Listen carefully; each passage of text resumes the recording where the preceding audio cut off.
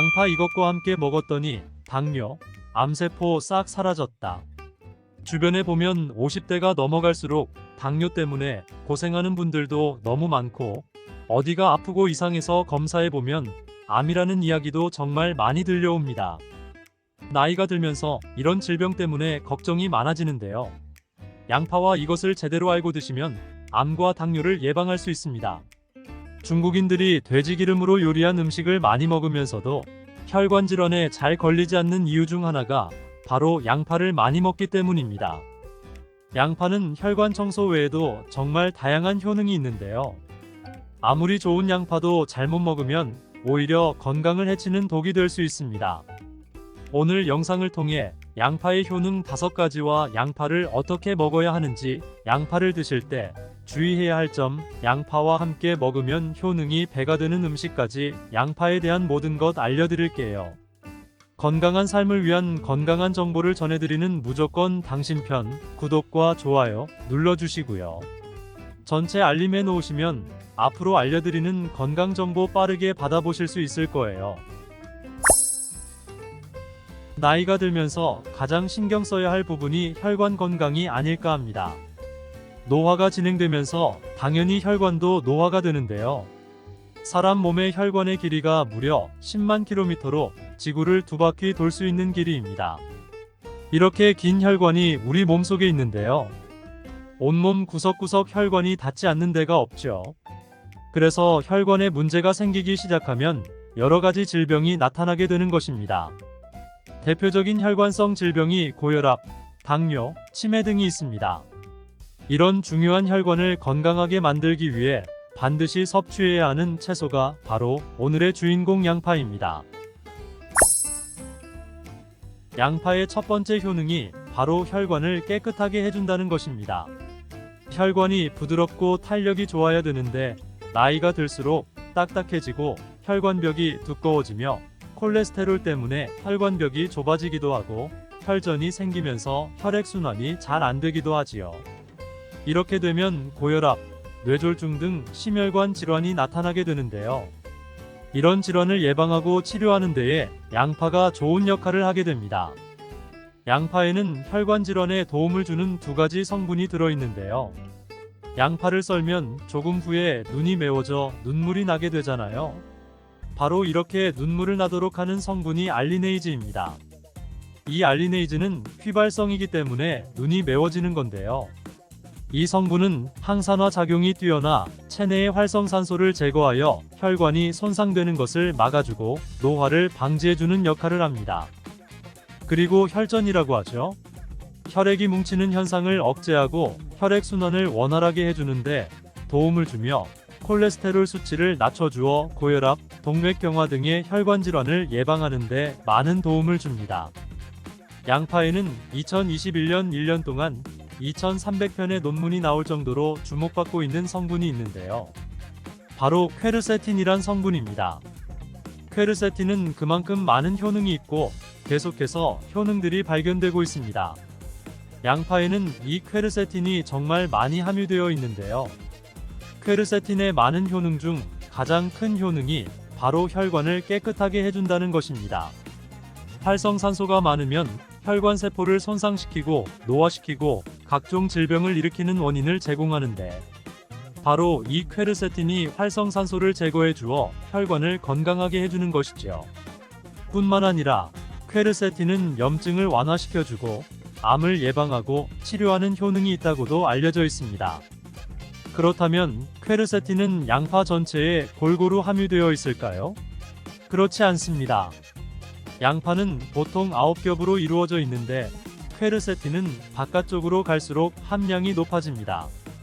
양파의 속살보다 껍질에 퀘르세틴의 함량이 약 30배에서 100배 정도 높게 함유되어 있습니다. 그래서 퀘르세틴을 많이 섭취하려면 양파 껍질을 드셔야 하는데요. 양파 껍질을 먹을 수 있는 방법으로 차를 우려서 드시는 것을 많이 권장합니다. 그런데 시중에 나와 있는 양파 껍질 차를 구매해 뜨거운 물에 우려서 드신다면 퀘르세틴을 제대로 흡수하지 못합니다. 양파 껍질에서 퀘르세틴을 용출하여 차로 드시려면 양파 껍질을 1리터의 물에 20분 정도 센 불로 끓여주시다가 약불로 30분 정도 더 끓여서 드시면 됩니다. 이렇게 양파 껍질 끓인 물을 따뜻하게 차로 드셔도 되고요. 냉장고에 보관하셨다가 시원하게 드셔도 좋습니다. 양파의 두 번째 효능은 바로 항바이러스 작용입니다. 장염이나 감기, 대상포진에 걸리셨다면 양파를 드시면 도움을 받을 수 있습니다. 이런 증상이 있으시다면 바이러스에 감염되었기 때문인데요. 양파에 퀘르세틴이 많이 함유되어 있다고 했잖아요. 바로 이 퀘르세틴의 효능 중에 바이러스를 사멸시켜주는 효능이 있기 때문에 도움을 받을 수 있는 것입니다.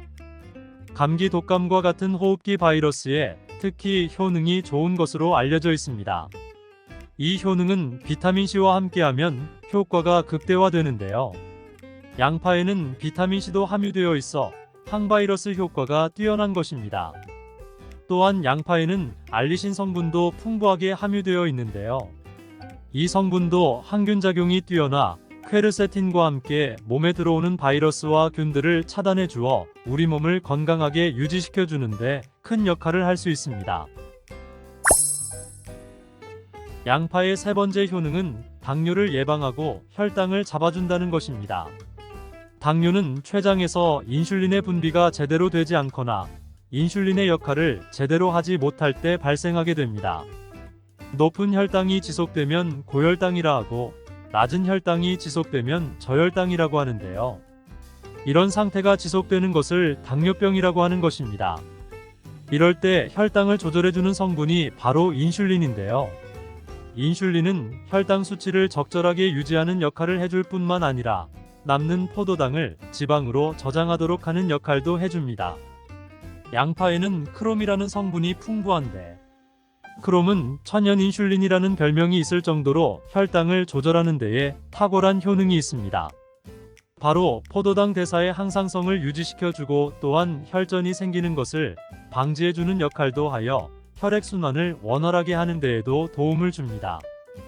양파를 드실 때에는 양파를 잘게 자르게 되면 더 큰 효과를 볼 수 있는데요. 양파를 잘게 자를수록 알리나아제라는 효소가 최대로 활성화가 됩니다. 이 알리나아제는 크롬을 활성화시키는 효능이 있어 당뇨가 있는 분들에게 더욱 큰 도움을 줄 수 있는 것이지요. 당뇨가 있는 분들에게 양파를 꾸준히 섭취하도록 한 뒤 혈당 수치를 측정했을 때 한 달이 지났을 때 혈당 수치가 약 26% 감소했고 6개월이 지났을 때 약 39% 감소한 혈당 수치를 측정할 수 있었습니다. 양파가 당뇨를 개선하는데 탁월한 효능이 있는 것이지요. 보통의 항산화 물질은 열을 가하게 되면 효능이 소멸되기 때문에 항산화 물질이 있는 채소나 과일을 생으로 드시는 것을 권장하는데요. 크롬은 열에 강하기 때문에 양파에 열을 가해 요리를 해도 크롬의 효능을 그대로 누릴 수가 있습니다. 양파의 네 번째 효능은 항알레르기 효과입니다. 아토피, 천식, 비염 같은 알레르기가 있는 분들에게 양파가 도움을 줄 수 있습니다. 알레르기의 증상으로는 재채기, 콧물, 코막힘 증상이 있고 피부의 발진, 가려움증이 나타나기도 하는데요. 이런 증상을 일으키는 원인이 몸 안에서 히스타민의 분비가 일어나기 때문입니다. 양파를 드시면 이 히스타민의 분비를 억제하여 알레르기 반응을 완화시켜 줄 수 있는 것이죠. 이런 여러 효능이 있는 양파는 함께 드실 때 효능이 배가 되어 보약이 되는 찰떡궁합의 식품들이 있는데요. 첫 번째는 바로 식초입니다. 양파를 피클로 만들어서 드시면 상큼하니 입안을 개운하게 해주어 고기와 함께 드실 때 참 좋은데요. 한 가지 주의할 점은 이런 피클을 만들 때 설탕을 넣으면 오히려 건강에 해가 될 수 있습니다. 피클의 맛이 약간 떨어지더라도 건강을 위해서는 설탕은 빼고 만드시길 바랍니다. 식초에는 피로를 유발하는 젖산의 분비를 억제하는 효능이 있고 양파는 피로회복에 좋은 비타민 B1의 흡수를 촉진하는 효능이 있어 양파와 식초를 함께 드시면 에너지를 충전하고 피로를 회복하는 데에 도움을 받을 수 있습니다. 또한 식초는 나쁜 콜레스테롤의 흡수도 억제하여 혈관 건강에도 도움을 주며 면역력 강화에도 큰 효과가 있습니다. 또한 식초는 항산화 항암 효과가 있어 노화 방지와 암을 예방하는 데에도 도움을 받을 수 있습니다. 양파와 함께 드시면 보약이 되는 식품 두 번째는 바로 계란입니다. 계란의 노른자에는 루테인과 제아잔틴이라는 두 가지 중요한 항산화 성분이 풍부하게 함유되어 있습니다. 제아잔틴은 자유라디칼로부터 눈을 보호하는데요. 자유라디칼은 환경적 요인이나 노화, 스트레스 등으로 발생하여 세포를 손상시키는 것을 말합니다. 눈에 발생하게 되면 실명에 이를 수도 있습니다. 또한 계란에는 콜린이라는 성분이 함유되어 있는데 콜린은 대표적인 뇌 건강을 좋게 하는 물질입니다. 아세틸콜린이라는 신경 전달 물질을 만드는데 콜린이 작용하는데요. 이 아세틸콜린이 부족하게 되면 기억력 저하와 학습 능력 감소, 나아가 치매를 일으킬 수도 있습니다. 양파의 퀘르세틴과 알리네이즈 성분으로 혈관을 깨끗하게 하고 활상산소를 제거하여 혈관 세포의 손상을 막아주는 효과와 계란의 콜린의 효능이 만나 뇌혈관을 건강하게 하고 뇌신경을 활발하게 하여 치매 예방에 정말 좋은 음식이 되는 것이지요. 양파와 함께 드시면 보약이 되는 식품 세 번째는 마늘입니다. 마늘에는 알싸한 매운맛을 내는 알리신 성분이 있는데요. 이 성분이 혈중 지질을 낮춰 콜레스테롤과 중성지방을 낮추는데 효과적인 성분입니다. 이를 통해 동맥경화를 방지하는데 도움을 주어 심혈관 질환을 예방하는데 아주 좋은 성분인 것입니다. 또한 항산화 성분인 폴리페놀이 풍부하여 콜레스테롤이 산화되는 것을 막아 나쁜 콜레스테롤이 만들어지는 것을 방지해줍니다. 또한 마늘은 미국 국립암연구소가 선정한 48가지 항암식품에 들어가는데요. 마늘에 함유된 알리신과 유황화합물, 그리고 셀레늄이 바로 항암 효과를 나타냅니다. 이 성분들이 암세포의 성장을 억제하는데 탁월한 효과가 있고 면역력도 강화해 주어 암을 예방하는 데에 도움을 주는 것입니다. 특히 소화기 계통의 암 종류에 대해 50에서 70% 정도의 억제율을 보인다고 알려져 있습니다. 이런 효과들이 양파와 만나면 양파의 효능과 마늘의 효능이 극대화되어 암 예방, 혈관 건강에 아주 좋은 음식이 될 수 있습니다. 양파와 함께 드시면 보약이 되는 식품 네 번째는 브로콜리입니다. 브로콜리에는 설포라판과 인돌 화합물이 풍부하게 함유되어 있는데요. 이 성분들이 암세포의 성장을 억제하고 암을 예방하는데 뛰어난 효능이 있는 항암 성분입니다. 또한 비타민C, 베타카로틴 등의 항산화 물질이 풍부하게 함유되어 있어 체내의 활성산소를 제거하고 노화를 방지하는 데에도 효과적입니다. 또한 비타민 A가 풍부하게 함유되어 있어 눈의 피로를 해소하고 시력을 보호하는 데에도 도움을 주며 풍부한 식이섬유가 있어 장 운동을 촉진하고 배변 활동을 원활하게 해주어 장 건강에도 도움을 줍니다. 철분도 풍부하게 함유하고 있어 빈혈을 예방하는 데에도 효과적입니다. 브로콜리에는 바이러스에 대한 저항력을 높여주는 인터페론의 분비를 촉진하는 성분이 함유되어 있는데요. 이러한 브로콜리의 좋은 효능은 양파와 함께 드시면 효과가 극대화되는 것이죠. 양파와 함께 드시면 보약이 되는 식품 다섯 번째는 오메가3 지방산이 풍부한 들기름입니다. 들기름은 오메가3 지방산이 풍부하여 뇌신경을 보호하고 염증을 감소시켜주는 효능이 있습니다. 또한 알파-리놀렌산이 풍부한데 이 성분이 우리 몸에 흡수될 때 DHA로 전환되어 기억력을 강화시키고 학습 능력 또한 향상시켜주는 효능이 있습니다. 오메가3가 풍부한 등푸른 생선을 섭취해도 같은 효능을 누릴 수 있는데요. 양파와 들기름, 꽁치, 고등어 같은 등푸른 생선을 드셔도 뇌 건강에 많은 도움을 받을 수 있는 것입니다. 이렇게 몸에 좋은 양파도 드실 때 주의하셔야 하는 분들이 있는데요. 첫 번째로 동맥경화를 치료하는 와파린 나트륨 성분의 항응혈제를 드시는 분들입니다. 혈전 형성을 방지하는 약과 혈액을 묽게 하는 양파를 같이 드시면 출혈의 위험이 있으니 주의하시기 바랍니다. 두 번째, 소화불량이 있으면서 가스가 잘 차는 분들은 양파를 많이 드시면 안 됩니다. 양파가 장 건강에 도움이 된다고 해서 양파를 드셨는데 오히려 가스가 차고 속이 불편하신 분들도 있지요. 이런 분들은 양파 드실 때 주의하셔서 조금만 드시기 바랍니다. 체질적으로 양파와 맞지 않는 분들입니다. 세 번째, 간이 약한 분들입니다. 이런 분들이 양파 좋다고 양파를 많이 드시면 오히려 간에 부담이 될 수 있습니다. 간 건강을 해칠 수 있는 것이죠.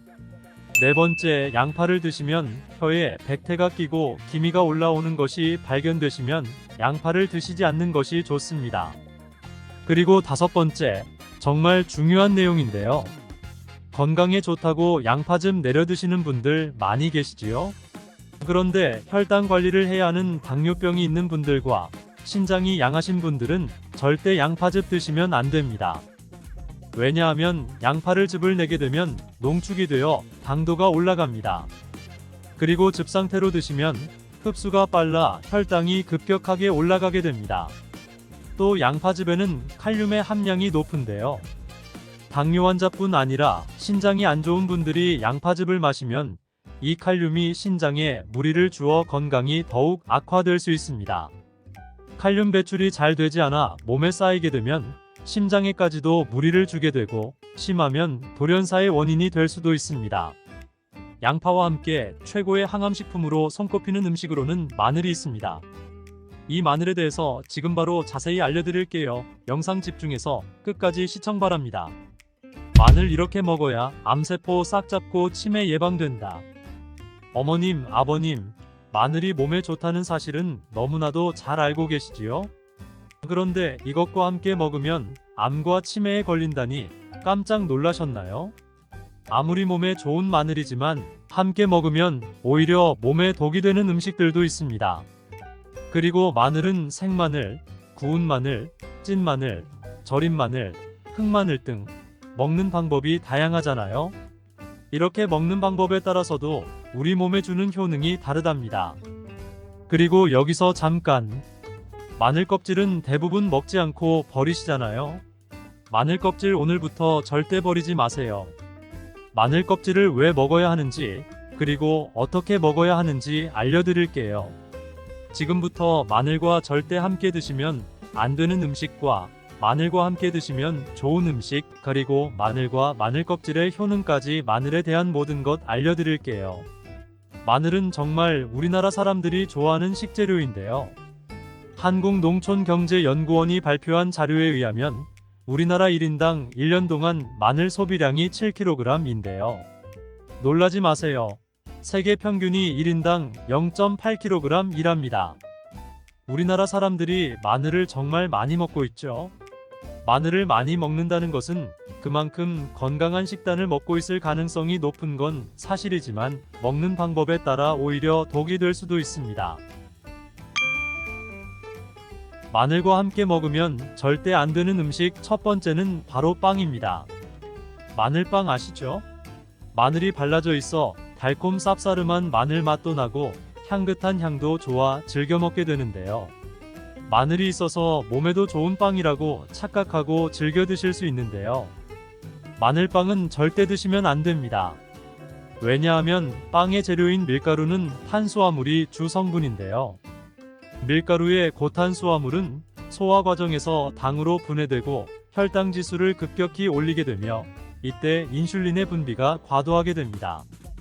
이런 현상이 반복되게 되면 체내의 인슐린 저항성이 높아지고 췌장을 망가뜨려 당뇨를 유발할 수 있는 것입니다. 그리고 이 당은 몸에 흡수되면서 지방으로 변하고 쉽게 살이 찌게 되어 비만을 야기할 수 있습니다.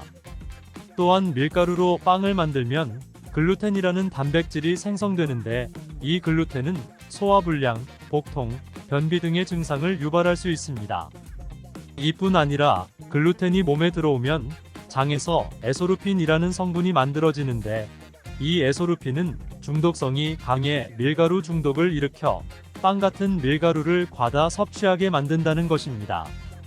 마늘이 아무리 좋은 성분으로 항암작용, 항염증 작용을 한다고 해도 마늘빵으로 드신다면 아무 소용이 없는 것입니다.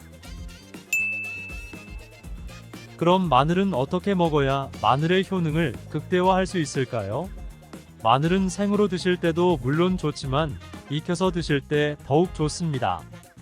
몸에 보약이 되는 마늘 먹는 법, 첫 번째는 마늘밥입니다. 국립농업과학원에 따르면 마늘의 S알릴시스테인 함량을 조리법에 따라 조사한 결과 생마늘일 때 S알릴시스테인 함량이 2.77mg 정도 되었고 삶기 시작한 후 30분이 지나면 4.92mg이 되었으며 1시간이 지났을 때 9.16mg으로 생마늘에 비해 무려 4배 이상 많아진다고 했습니다. 뿐만 아니라 121도의 온도에서 1시간 동안 마늘을 쪘을 때 S알릴시스테인 함량이 50.24mg으로 생마늘보다 18배 정도나 높다고 연구 결과를 발표했습니다. 따라서 마늘을 드실 때는 1시간 이상 끓여서 드시는 것이 좋은데요. 이런 방법은 번거로워 추천드리는 방법이 바로 마늘밥입니다. 밥을 할 때 마늘을 넣는데요. 1인분에 마늘 3-4알 정도씩 넣어서 밥을 하시면 됩니다. 현미가 있다면 현미를 넣은 마늘밥을 하시면 더욱 좋은데요. 현미 속에는 티아민이라는 성분이 있는데 마늘의 S알릴시스테인과 현미의 알리티아민 두 가지 성분을 모두 섭취하여 항암 효과뿐 아니라 피로회복, 근육통 완화에도 좋은 밥이 되는 것입니다. 마늘밥을 하기 위해 마늘을 까고 껍질은 어떻게 하셨나요? 버리셨나요? 오늘부터는 절대 버리지 마세요. 마늘에 효능하면 첫 번째로 생각나는 것이 아마도 항암 효과일 거예요. 그런데 마늘 껍질을 통해 엄청난 항암 효과를 누릴 수 있는데요. 우리나라 연구진에서 연구한 결과 마늘 껍질을 70% 에탄올 용매로 반복 추출해서 만든 마늘 껍질 추출물이 암 예방 효과에 탁월한 효능이 있다고 발표되었습니다. 특히 유방암, 위암, 간암, 대장암, 폐암 세포뿐 아니라 다양한 암세포에 대한 억제 효과가 있다고 했는데요. 그 중에서도 유방암 세포의 증식을 억제하는데 효과가 가장 높았다고 합니다. 마늘 껍질의 두 번째 효능은 바로 심혈관을 튼튼하게 한다는 것입니다. 마늘 껍질은 마늘 알맹이보다 식이섬유가 4배, 폴리페놀이 7배나 많게 함유되어 있는데요. 식이섬유는 혈관 내의 나쁜 콜레스테롤을 흡착해 몸 밖으로 배출하는데 도움을 주고 항산화 성분인 폴리페놀은 콜레스테롤이 산화되는 것을 막아 나쁜 콜레스테롤이 만들어지는 것을 방지하는데 효능이 있는 아주 중요한 성분입니다. 마늘 껍질에 함유된 알리신 성분은 혈중 지지를 낮춰 콜레스테롤과 중성지방을 낮추는데 효과적인 성분입니다. 이를 통해 동맥경화를 방지하는데 도움을 주어 심혈관 질환을 예방하는데 아주 좋은 성분인 것입니다.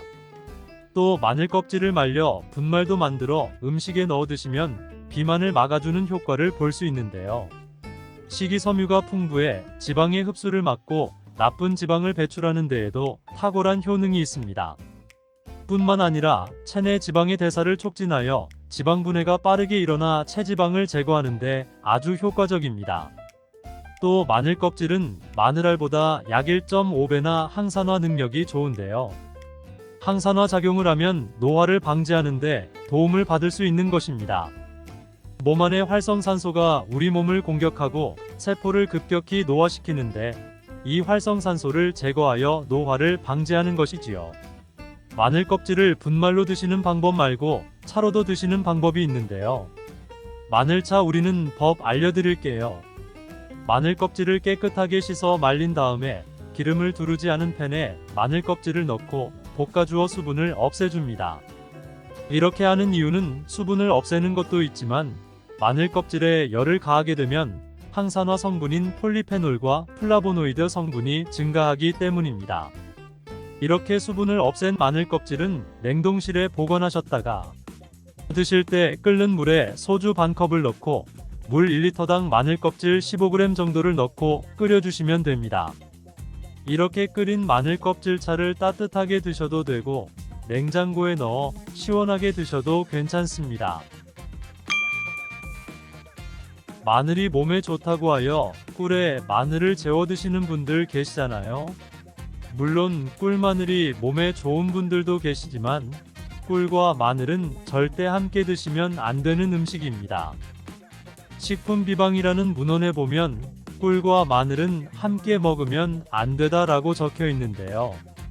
그 이유는 꿀과 마늘은 둘 다 열을 내는 뜨거운 음식이기 때문입니다.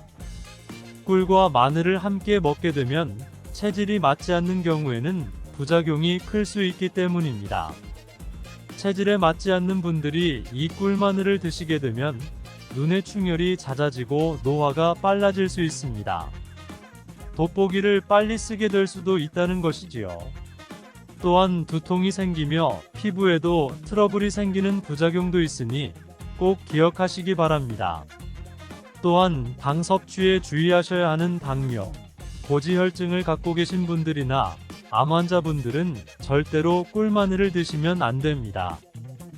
그렇다면 마늘을 또 어떻게 드시는 것이 좋을까요? 바로 다양한 쌈채소와 함께 드시는 것을 추천드립니다.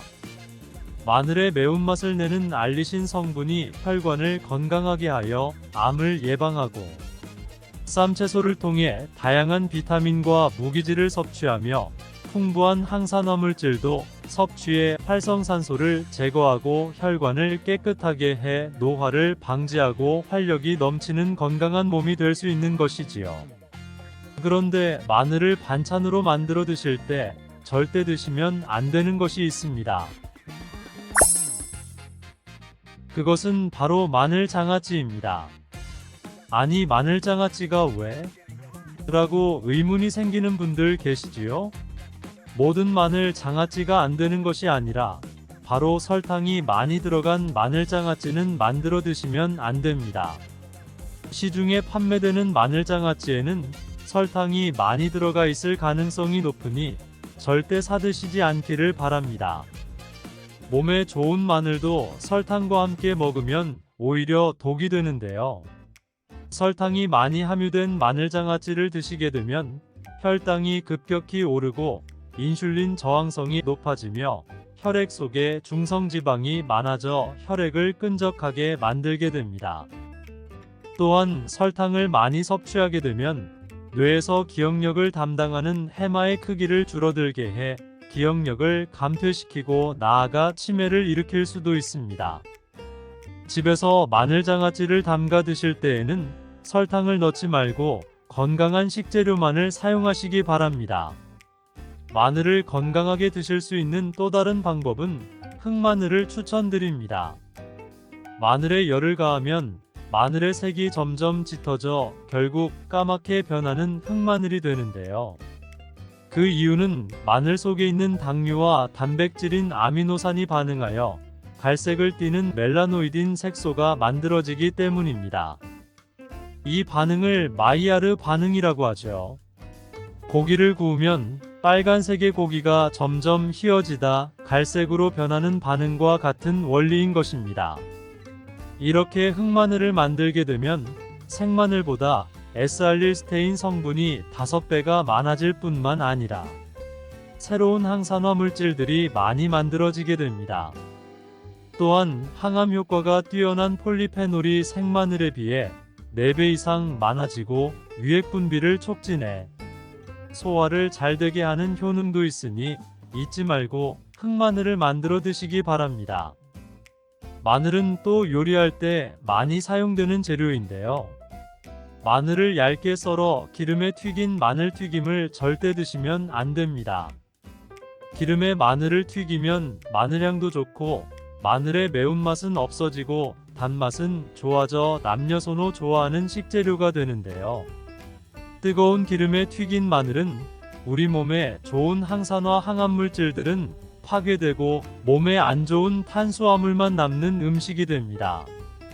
마늘을 튀길 때 사용하는 기름이 오메가6 지방산이 많은 식용유를 사용하게 되는데요. 이런 기름을 많이 먹게 되면 몸 안에 지방산 불균형이 일어나 염증 수치가 높아질 수 있습니다. 또한 튀긴 마늘을 섭취하게 되면 당독소 또한 높아져 결국 우리 몸의 인슐린 저항성이 높아지는 악영향을 주는 것이지요. 그렇게 되면 당뇨를 유발하고 당뇨는 또 치매를 유발하게 되는데 몸에 좋은 줄 알고 먹는 마늘이 오히려 독이 되어 건강을 해치게 되는 것이지요. 기름에 튀긴 마늘을 드시고 싶다면 한 가지 방법이 있는데요. 그것은 올리브유를 사용하시고 불을 오래 가열하지 말고 살짝만 가열하여 마늘도 튀기듯이 오래 하지 말고 살짝만 익혀서 드시면 향도 좋고 몸에도 좋은 마늘을 드실 수 있습니다. 올리브유를 이용한 마늘을 드시는 방법 하나 더 알려드리겠습니다. 그것은 올리브유에 마늘을 재워 먹는 방법인데요. 먼저 마늘을 끓는 물에 넣어 5분 정도 데쳐 주시고요. 소독된 병에 마늘을 담고 올리브유를 가득 담아줍니다. 이때 통후추를 조금 넣어주면 풍미를 더욱 높일 수 있습니다. 올리브유와 마늘이 만나 항산화 성분, 항암물질이 극대화되어 혈관을 튼튼히 하고 혈전의 생성을 막고 혈류를 원활하게 하여 치매를 예방하고 심장마비와 뇌졸중까지 예방할 수 있는 보약이 되는 것입니다. 이렇게 만든 마늘 올리브유 절임은 반찬으로 드셔도 좋고 생선 요리를 할 때 이 마늘을 으깨어 생선에 발라주면 생선 비린내를 잡아줄 뿐 아니라 마늘과 올리브유의 풍미가 더해져서 더욱 맛있는 요리가 될 수 있으니 참고하시기 바랍니다.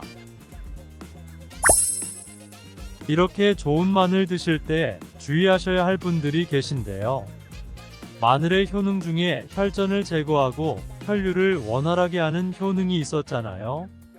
이런 효능이 혈액을 묽게 만들기 때문인데요. 이미 와파린, 아스피린 같은 혈전용해제를 복용하시는 분들이 마늘을 많이 드시게 되면 상처가 났을 때 피가 잘 멈추지 않을 수 있으니 주의하시기 바랍니다. 그리고 수술을 앞둔 분들이라면 최소 수술 전 2주일 정도는 마늘을 드시지 않는 것이 좋습니다. 또한 평소 위궤양같이 위가 안 좋으신 분들은 마늘에 알리신 성분이 위점막을 자극하여 위궤양 같은 증상이 악화될 수 있으니 주의하시기 바랍니다.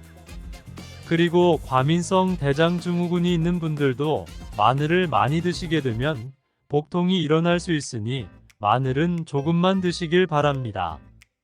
마늘과 함께 우리 식단에 빼놓을 수 없는 것이 대파인데요. 대파를 어떻게 먹어야 혈관이 깨끗해지고 당뇨를 예방할 수 있는지 바로 알려드릴게요. 대파 이것과 함께 먹었더니 내장지방, 만성염증 싹 사라졌다.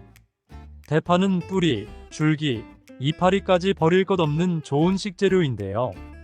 버릴 것이 없는 만큼 정말 다양한 조리법도 있으며 피를 맑게 하고 내장지방을 없애주며 장 건강에도 좋은 풍부한 영양소들도 함유하고 있어 반드시 섭취해야 하는 채소 중 하나입니다. 이런 대파도 함께 먹으면 보약이나 영양제가 필요 없을 정도로 좋은 식품도 있고 함께 먹으면 오히려 안 좋은 식품도 있습니다. 또한 먹는 방법에 따라 효능도 다르니 다양한 방법으로 드시는 것도 추천드립니다. 영상을 통해 대파의 효능과 함께 먹으면 좋은 식품 3가지, 함께 먹으면 안 좋은 식품 2가지, 그리고 대파의 특급 레시피 4가지, 대파 보관법까지 대파의 모든 것 알려드리겠습니다. 대파 특유의 향이 다른 식재료의 잡냄새를 제거하는데 탁월한 효과가 있어 생선이나 고기류의 냄새를 제거하는 향신료로도 많이 사용되고 있습니다. 뿐만 아니라 물에 넣고 끓이게 되면 감칠맛이 좋아져 다양한 육수, 채소를 만드는 데에도 빠지지 않고 들어가는 재료이기도 합니다. 이런 대파의 첫 번째 효능이 바로 내장지방을 싹 빼준다는 것입니다. 대파에는 특유의 향과 알싸한 매운맛을 나게 하는 성분이 있는데요. 이 성분이 바로 황화알릴이라는 성분입니다. 이 황화알릴 은대파에 열을 가해 굽게 되면 프로필 메르캅탄이라는 성분과 아조엔이라는 성분으로 변하게 되는데요. 대파를 구울 때 매운맛을 내는 성분은 휘발되어 없어지고 단맛이 나는 성분이 생성되는데 그 성분이 바로 프로필 메르캅탄입니다. 이 프로필 메르캅탄의 단맛 강도가 설탕 단맛의 강도보다 무려 50배나 강해 대파의 단맛이 좋아지는 건데요. 정말 놀랍지 않나요? 단맛하면 당뇨가 있는 분들은 혈당 지수가 오를까봐 걱정되시잖아요. 이 성분은 설탕과는 달라 혈당을 오르게 하지 않아 당뇨가 있는 분들도 전혀 부담 없이 드실 수 있는 단맛이랍니다. 또 열을 가하면 아조엔이란 성분이 만들어진다고 했잖아요. 바로 이 성분이 우리 몸을 회복시키는 효능이 있는데요. 어떻게 우리 몸을 회복시킬까요? 그것은 바로 혈관을 깨끗하게 해주기 때문입니다. 아조엔의 별명이 바로 혈관 청소부인데요. 혈관의 나쁜 콜레스테롤을 제거하고 혈액이 뭉치는 혈전 생성을 방지해줍니다. 혈관도 확장해줘 혈액순환을 원활하게 해주는 역할도 해준답니다. 이런 효능으로 신진대사를 원활하게 해주고 동맥경화, 고지혈증, 고혈압 등의 심혈관 질환을 예방하는 데에도 도움을 줄 수 있습니다. 또한 내장 지방을 분해해 몸 밖으로 배출시켜주는 효능이 있어 건강뿐 아니라 최근에는 다이어트 식품으로도 많이 활용되고 있습니다. 그리고 대파의 녹색 부분에는 베타카로틴이 풍부한데요. 이 성분이 바로 강력한 항산화 물질입니다. 이 베타카로틴은 우리 몸속의 활성산소를 제거하여 노화를 방지해주고 피부의 탄력을 유지하며 주름을 예방하는 효능도 탁월하여 피부 미용에도 좋은 영양소입니다. 그리고 면역세포의 기능을 강화해 주어 감기나 독감 등의 질병을 예방하고 알레르기 반응을 억제해주는 효과도 있답니다. 또한 베타카로틴은 눈의 피로도 해소해 주는데요. 시력을 보호하고 야맹증과 안구건조증을 예방하는 데에도 도움을 줄 수 있습니다. 대파의 베타카로틴은 구울 때 2.5배나 증가한다고 하는데요. 이런 대파의 효능을 극대화해 먹을 수 있는 방법이 있습니다. 대파의 특급 레시피 소개해 드리겠습니다.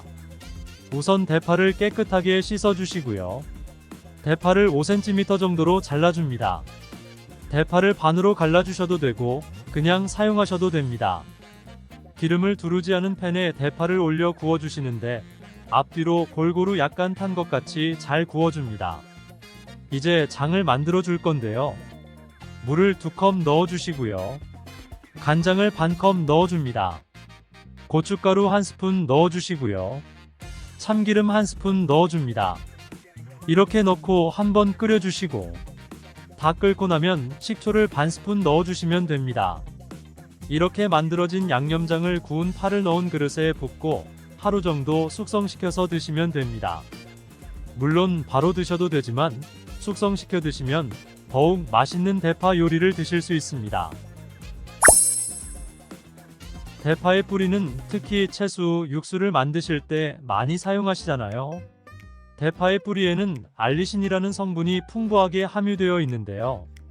이 알리신은 우리 몸을 따뜻하게 열을 올려주는 역할을 하고 혈액순환을 원활하게 해주어 신경을 안정화시켜주기까지 합니다. 이렇게 신경을 안정시켜주는 효능으로 불면증도 완화해주어 잘 때 머리맡에 두고 주무시는 분들도 계십니다. 대파의 알리신 몸에 열을 내주는 효능으로 기침 감기와 가래를 완화시켜주는 데에도 도움을 주며 항균 항암 효과도 있어 각종 바이러스와 암세포를 억제해 주어 암을 예방하는 데에도 탁월한 효능을 발휘합니다. 알리신은 지방을 분해하고 배출해 주어 다이어트에도 도움을 준다고 알려져 있습니다. 그리고 대파의 뿌리 부분에는 폴리페놀 성분이 많이 함유되어 있어 심혈관 질환 예방에 탁월한 효능이 있습니다. 식이섬유도 풍부하여 장운동을 활성화하고 배변 활동을 도와 변비를 예방하고 숙변을 제거하는 효능도 뛰어납니다. 이런 대파 뿌리는 채소, 육수 만드실 때 말고는 특별히 사용을 안 하시는 것 같은데요. 오늘 대파 뿌리를 먹는 특급 레시피 알려드릴게요. 그것은 바로 대파 뿌리 생강차입니다. 대파 뿌리와 생강을 함께 끓여 차로 드시게 되면 기관지, 폐와 같은 호흡기의 염증을 제거해주고 무릎과 같은 관절의 염증도 제거해 주어 관절 통증을 완화시켜 줄 수 있습니다. 생강에는 질러롤 쇼가올, 페노로암물 등 다량의 항염증 성분들이 함유되어 있어 우리 몸의 염증을 제거하는 데에 탁월한 효능을 갖고 있습니다. 생강은 약재로서 오랫동안 사용되어 왔는데요. 최근에도 계속해서 새로운 효능이 발견되고 있을 정도로 약성이 아주 좋은 식품입니다.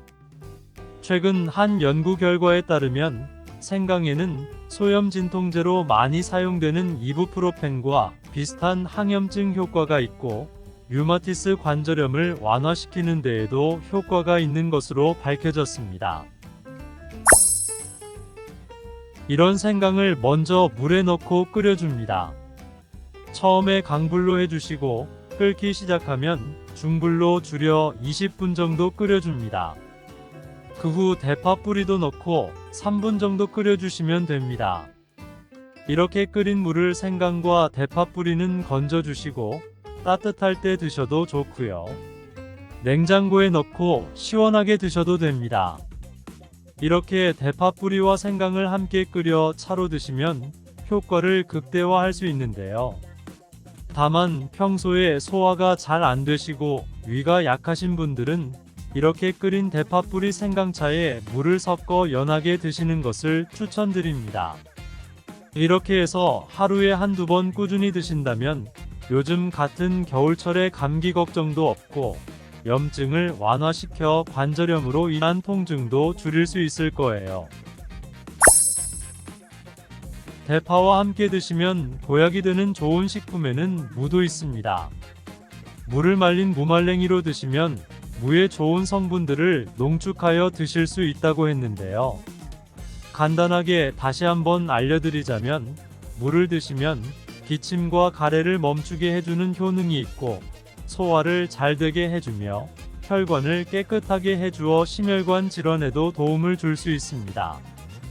또한 칼슘의 함량이 높아 골다공증을 예방하고 뼈 건강을 좋게 하는 탁월한 효능이 있습니다. 그리고 해독작용도 뛰어나고 혈당 조절을 해주어 당뇨를 예방하는 데에도 도움을 줄 수 있습니다. 이렇게 좋은 물을 대파와 함께 드시면 그 효능이 극대화될 수 있는데요. 특히 혈액을 깨끗하게 해주어 심혈관 질환을 예방하며 당뇨를 예방해 줄 뿐 아니라 당뇨합병증을 완화시켜 주는 데에도 탁월한 도움을 받을 수 있습니다. 대파를 넣은 무말랭이 무침을 만들어 드시면 오독오독한 무말랭이의 식감도 좋고 입맛도 좋게 하는 반찬으로도 정말 좋으니 꼭 대파 무말랭이 무침도 만들어 드시길 바랍니다. 대파와 함께 드시면 보약이 되는 음식 세 번째는 바로 두부입니다. 날씨가 추워지면서 몸이 움츠러들고 피로감이 쌓여 만성피로로 항상 몸이 지쳐있는 분들 계신가요? 그런 분들에게 정말 좋은 음식 대파 두부 조림 알려드릴게요. 대파와 두부가 만나면 우리 몸에 에너지를 공급하여 활력이 넘치도록 도와줍니다. 그 이유는 바로 대파의 알리신 성분과 두부의 비타민 B1이 만나면 알리티아민으로 전환이 되는데요. 이 알리티아민이 비타민의 체내 흡수율을 높여주고 신진대사를 촉진해 주어 우리 몸의 피로를 회복하고 에너지를 불어넣어 주기 때문입니다. 비타민C 하면 생각나는 과일 있으신가요? 아마도 사과가 많이 떠오르실 텐데요. 대파의 줄기에는 사과보다 비타민C가 무려 5배 이상 함유되어 있답니다. 바로 이 대파의 줄기 부분에 많은 비타민C는 피로의 원인인 젖산의 분비를 억제하고 제거하는데 도움을 주기 때문에 피로회복에도 도움을 주고 면역력을 강화시켜 주는 데에도 탁월한 효능이 있는 것입니다. 대파 두부 조림 맛있게 만들어 드시는 특급 레시피 알려드릴게요. 먼저 잘 씻은 대파를 어슷썰기로 썰어 주시고요. 두부는 정사각형으로 깍둑 썰기를 해줍니다. 먼저 두부를 기름을 두른 팬에 구워주시고요. 노릇노릇해지면 썰어 놓은 대파를 넣어줍니다. 간장을 2스푼 넣어주시고요. 고소한 참깨도 뿌려서 잘 익혀주시면 대파 두부 조림 완성입니다. 정말 맛있겠죠? 이렇게 만든 대파 두부 조림을 드시고 더 이상 몸 움츠리지 마시고 활력 넘치는 하루하루 보내시길 바랍니다. 대파와 함께 드시면 보약이 되는 음식 네 번째 알려드릴게요. 그것은 바로 대파 팽이버섯 부침입니다.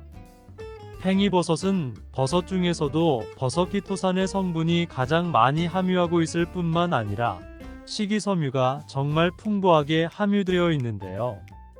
버섯키토산은 혈액 속의 지방을 분해하고 콜레스테롤을 제거해 고혈압, 동백경화, 심장병 같은 심혈관 질환을 예방할 뿐만 아니라 체내의 지방을 흡착하여 배출시켜 주어 내장 지방을 줄여주는 데에도 탁월한 효능이 있습니다. 또한 버섯키토산은 체내의 중금속의 배출을 돕고 간 건강을 돕는 효능도 있다고 알려져 있습니다. 또한 풍부한 식이섬유로 인해 배변 활동을 도와 숙변을 제거하는 데에도 탁월한 효능이 있습니다. 하지만 팽이버섯의 세포벽은 단단하기 때문에 그냥 드시게 되면 성분을 흡수하지 못하는데요. 열을 가하게 되면 세포벽은 깨지고 영양성분의 흡수율을 높일 수 있습니다. 이런 팽이버섯과 대파를 함께 드시게 되면 내장 지방을 제거하고 혈관을 깨끗하게 하는 데에 탁월한 음식이 되는데요. 먼저 팽이버섯의 밑둥은 잘라버리시고요. 팽이버섯을 적당한 크기로 잘 썰어줍니다. 그리고 흐르는 물에 잘 씻어줍니다. 그리고 대파는 어슷썰기로 잘게 잘 썰어주시고요. 적당한 용기에 계란을 풀어주시고요. 팽이버섯과 대파를 넣어 잘 섞어주고 소금 한 꼬집 넣어 간을 해줍니다. 이제 잘 달족인 팬에 기름을 두르고 부쳐주시면 됩니다. 이렇게 좋은 대파도 함께 드시면 안 되는 음식이 있습니다. 대파와 함께 드시면 안 되는 음식 첫 번째는 바로 꿀입니다. 대파와 꿀은 두 가지 다 몸에 열을 올려주는 효능이 있습니다. 한의학에서는 대파와 꿀을 함께 먹으면 위장에 탈이 나고 더부룩한 현상이 나타날 수 있는데요. 대파와 꿀을 함께 먹으면 위에서 소화액 분비를 억제하여 소화불량을 유발할 수 있기 때문입니다. 또한 꿀은 알레르기 반응을 일으킬 수 있는데 대파와 함께 먹으면 그 알레르기 반응이 더욱 악화될 수 있는 영향이 있습니다. 꼭 기억하셔서 대파와 꿀은 함께 드시지 않기를 바랍니다. 또 대파와 함께 드시면 안 되는 음식은 미역입니다. 미역과 파 둘 다 알긴산이라는 성분이 있는데 이 알긴산은 미끌거리는 식감이 있습니다. 함께 드시게 되면 식감이 안 좋은 이유도 있지만 식감보다도 더 중요한 이유가 있습니다. 그것은 파에는 인과 유황 성분이 있는데요. 미역과 파를 함께 드시게 되면 파의 인과 유황 성분이 미역에 함유된 칼슘의 흡수를 방해하게 됩니다. 미역에는 칼슘 함량이 높아 골다공증 예방에 좋은 효능이 있는데 이 효능을 전혀 누리지 못하게 되는 것입니다. 미역국을 끓일 때 대파로 채수를 내어 시원한 미역국을 끓여 드시는 분들이 계신데 절대 미역국을 끓일 때 대파는 사용하지 않기를 바랍니다. 대파를 한 단 사면 양이 많아 한 번에 드시지 못하는 경우가 많은데요. 대파 보관하는 방법 알려드리겠습니다. 대파를 보관하실 때는 씻지 않고 흙이 묻은 채 보관하는 것이 좋지만 사용하기 불편하시기 때문에 씻어서 보관하는 방법을 알려드릴게요. 우선 잘 씻은 대파를 줄기와 잎부분으로 나눠 잘라주시고요. 물기를 제거하고 키친타올을 넣은 지퍼백에 줄기와 잎부분을 나눠 담아 냉장고에 보관해 주시면 됩니다. 이렇게 하시면 2-3주 정도는 보관 가능하시고요. 더 장기간 보관하시려면 냉동을 하시면 되는데 냉동 보관하시려면 대파를 사용하기 원하는 크기대로 잘라 지퍼백에 넣어 냉동하시면 됩니다. 이렇게 하시면 냉동된 대파를 꺼내 볶음 요리 같은 것 하실 때 바로 사용하실 수 있습니다. 그리고 아침 공복에 잘못 먹으면 암에 걸릴 수 있는 음식이 있다는데 왼쪽 클릭해서 영상 보러 가보죠.